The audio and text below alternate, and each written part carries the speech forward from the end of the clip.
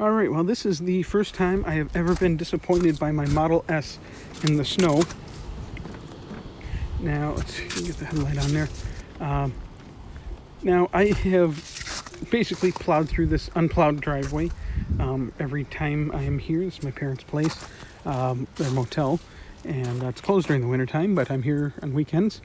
And basically, we never snowblow or plow this because no one's closed for the winter, just parking for us. Well, our HPWC is right over there. See it? Yep. And I have always just plowed through the snow. Now, the snow is only about 4 inches deep, which is what just kind of makes me nuts on this.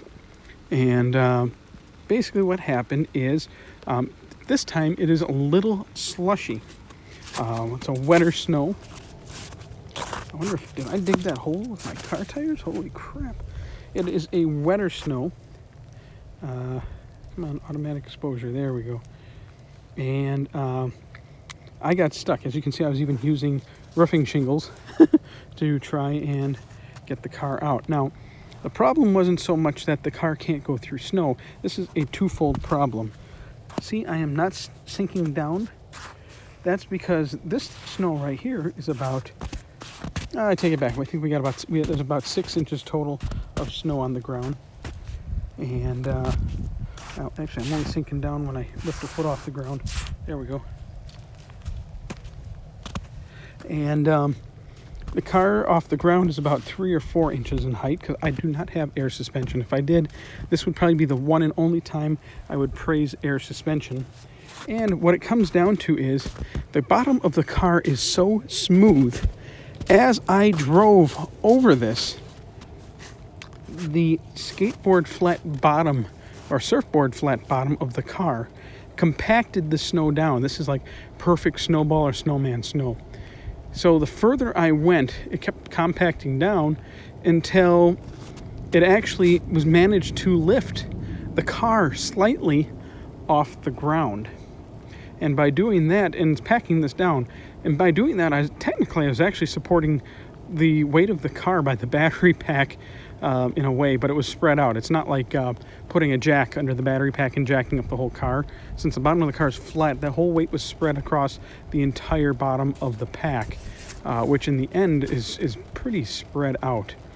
And even then, the wheels were still touching the ground, but a lot of the weight was taken off the wheels. So that was problem number one. Problem number two, Tesla has something called slip start. It is pretty much good for crap.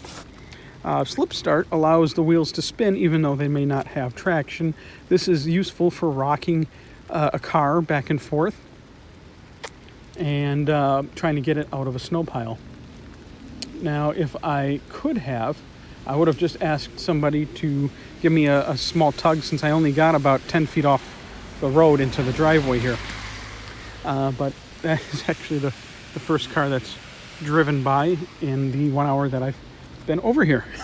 And most of the neighbors are seasonal, and a couple neighbors that are year-round. Let's see, Tom's got a little Toyota Corolla, and he only goes out on Sundays and Mondays during the winter. He's a little older, and his car is currently snowed in his driveway. He just doesn't care. And the other few neighbors are working. So I've been shoveling under the wheels and using boards and asphalt roofing sheet. How about that? 2 vehicles, is it 3 vehicles in a row now after an hour. So I managed to get enough traction with 2 boards that I could find and some old crappy roofing shingles that are pretty much falling apart. If they were nice fresh ones, I think it would have worked one shot off.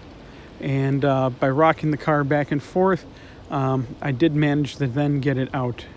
Heard some strange noises from my suspension, like crack, crinkle, blah, blah, blah. But yeah, so slip start, what was I getting at? Because I'm rambling here. Slip start allows the wheels to turn when there is no traction. The problem is, instead of turning all wheels at an equal speed, Tesla decided slip start pretty much will only do anything on the rear wheels. So while the rear wheels would be more than happy to spin and start moving, the front wheels spun at, I would guesstimate, probably 1/5 the speed as the rear wheels. So for every revolution of the rear wheels, the front wheels would only turn once. And doing that is basically like digging the car in deeper, because the wheels would just keep burning through and kicking out the snow on the back, and the front ones wouldn't do anything. And the front ones would actually stall when they hit the board instead of grabbing and climbing up and over them. They would stop turning. The rear ones, I couldn't get the board under them because the rear wheels were dug in so deep under the snow. So I think Tesla's got to do a little change. Once again, it seems like the majority of the driving problems on these cars happens in the winter. Poor charging in cold weather, especially on the Model 3s with no battery pack heater. Now the slip start problem with the dual motor cars. Now obviously I can see for the single drive unit older Model S and X vehicles, as well as the Model 3. Then you got frozen door handles, frozen charge ports, frozen snow frozen into supercharger handles as well. And then comes the I can't even think at the moment. Well, windows not rolling down. These are California cars. Tesla, you need to do considerably more testing in cold climates. I wish they would just actually talk to me about some of this stuff, because I could help them out so much, but they don't give me the time of day anymore. Yeah. So I'm going to proceed to dig out my compacted snow there, and then attempt, I'm going to at least lower, I'm not going to dig it as low, but at least lower it down so I can get to the charging station. If I can make it to my high-powered wall charger there, I will allow it to charge overnight, get a good charge. The heat from charging will melt anything under the car. I've already proven that in my own home driveway, or at least reduce the height of the snow under the car significantly. Otherwise, and then there will be some people around that if I absolutely need to, I can call for help if I can't get out. Otherwise, maybe I'll shovel that just enough so I can, whoops, oh, slippery. So I can just take a running shot and go at it. So this has been long enough. I just needed to vent a little bit. Good night, everybody. I've got to go. Okay, I made it. Car's charging. Trees, sounds like it's peeing. I made some of my own lemonade snow cones myself. Under the tree here, snow is not as deep. But what I did, oh, no, we're not going for a ride. You need a charge. Wasted about 20 miles of range trying to get my way out of here. Once I got away from the road, the snow is considerably less deep. Only back down.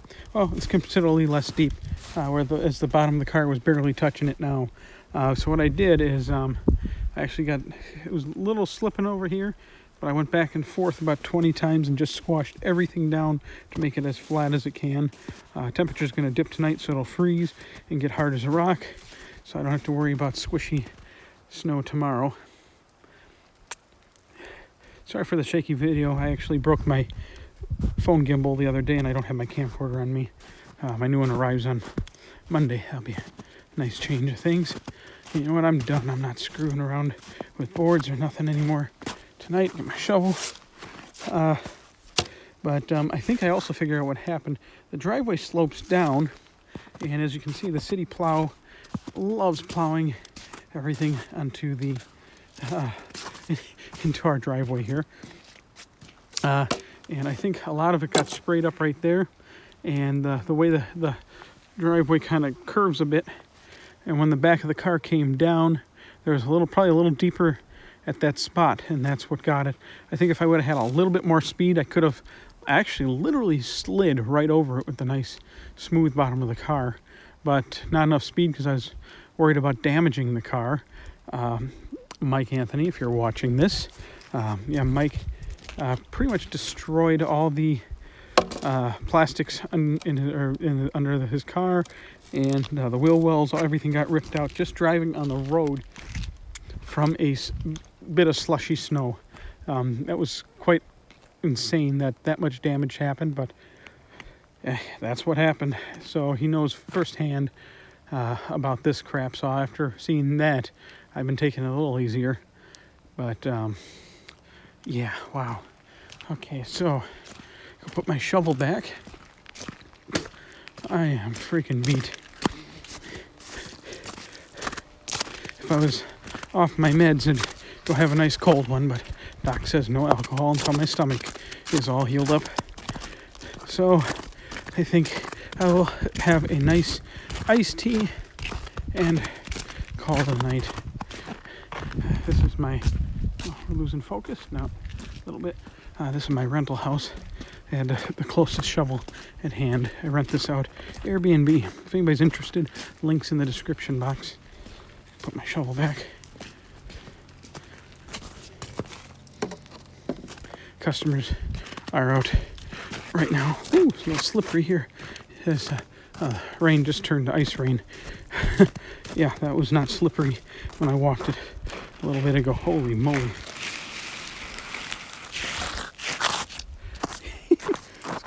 Like ice skating. It is ice skating. And they have a pickup truck and an SUV. If they were home, I would have just asked them if they could give me just a little tug out, but they're not. Oh my God, tonight's going to be nasty. The Dells here does not use salt, and even though residents use it on their driveways and walks and everything, it's actually not allowed here. According to the DNR, they have a mandate because it's all washing into the lake over here. So here's my parents' motel, Sandrift. So you know what? I'll put the link to my Airbnb house and to Sandrift in the description box below. If you're ever traveling to the Wisconsin Dells area for vacation or a little fun, consider staying. You also get all your water park tickets for free, and we have Tesla charging. First motel/hotel in the state of Wisconsin to have electric vehicle charging EVs since 2005. Or was it 3? We'll say 3 because that sounds better. Charging EVs since 2003. Good night, folks.